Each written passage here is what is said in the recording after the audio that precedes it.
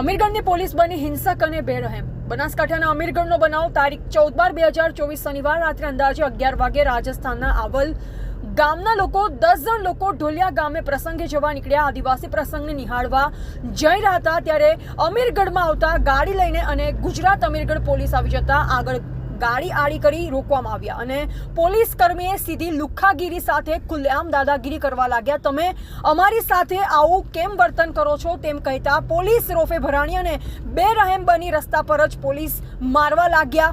મારીને જખમી કરી નાખ્યા અને લોહી લુહાણ કરી નાખ્યા। તમામ લોકો મોટી ઉંમરના હતા, જવાબદાર લોકો હતા, સામાજિક કાર્યકર્તા હતા। તેમને જણાવવા છતાં પણ પોલીસે દયા ન દાખવી નશામાં બેભાન પોલીસ કર્મીએ કાયદાને ખંખેરી નાખ્યો અને લોકો હાથ જોડતા રહ્યા। બસ કરો સાહેબ આવું કહેતા રહ્યા પણ પોલીસને જરા પણ રહેમ ના આવી। પોલીસની ક્રૂરતાના શિકાર બને લોકોમાંથી એકને ફ્રેક્ચર થયો અને સમગ્ર બાબત કોંગ્રેસ ધારાસભ્ય કાંતિભાઈ ખરાડીને મળતા બનાવની જગ્યા પર દોડી આવી અને તમામ ઇમરજન્સી સારવાર માટે પાલનપુર સિવિલમાં એડ કરાવ્યા। અને આ રક્ષા કવચ સુરક્ષા દળ કહેવાતી પોલીસને આવી કેમ કાયદાનો ભાન નથી? તેઓને આટલી લુખ્ખાગીરી કરવા પાછળ કોનો સાથ અને સપોર્ટ? કેમ આમને ડર નથી?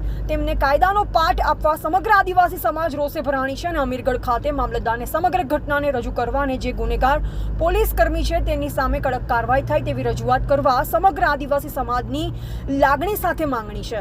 રિપોર્ટર લલિત કુમાર, અમીરગઢ। ગઈકાલે તારીખ 14ના રોજ આપણે અમીરગઢ તાલુકાની બાજુનું ગામ આવલ ગામના આદિવાસી પરિવાર તરીકે અહીંયા ઢોલિયા ગામે સમાજની રીતિ રિવાજ પ્રમાણે રાત્રે ભજન હોવાના કારણે અહીંયા આવતા હતા। એવા સંજોગની અંદર 10 જણા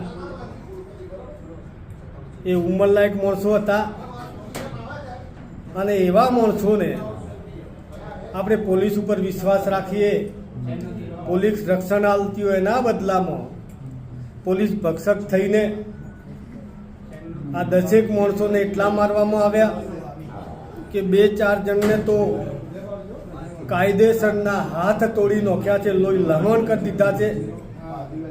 અને એ આદિવાસી આજે પાલનપુર સિવિલની અંદર દાખલ થયેલા છે। રક્ષકના બદલે ભક્ષક થતા એના સામે કાયદેસરની કાર્યવાહી કરવા માટે પોલીસ એમના સ્ટાફને સાવરી રહી છે।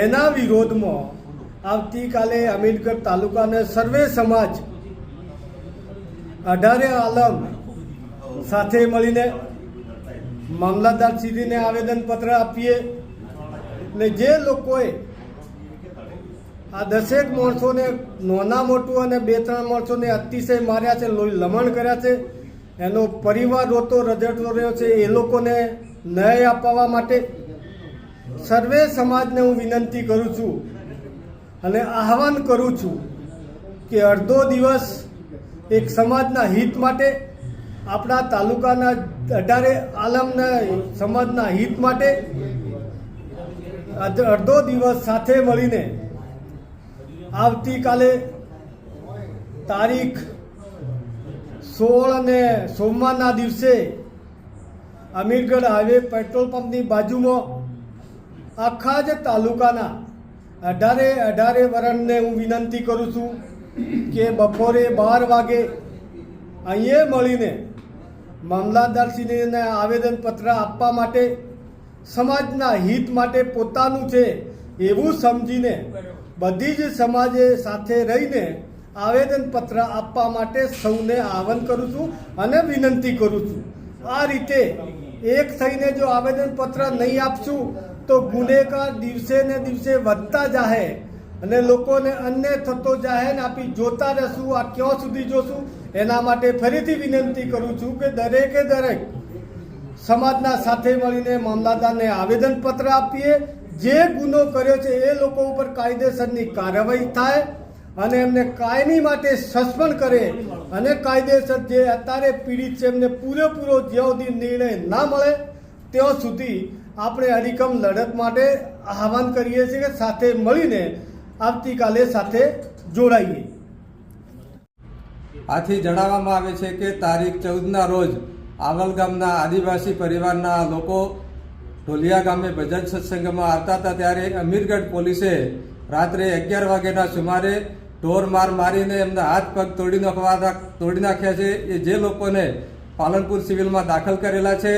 એને લોકોને પોલીસ ઉપર કાયદેસરની કાર્યવાહી કરવા માટે આવતીકાલે સવારે 1 વાગે અમીરગઢના નવા કોમ્પ્લેક્સ આગળ સૌ સમાજના આગેવાન ભાઈ બહેનોએ હાજર રહી અને થયેલો અન્યાયને સામે કાયદેસર કાર્યવાહી કરવા માટે સૌએ પધારવા આહવાન કરું છું. જય સંવિધાન.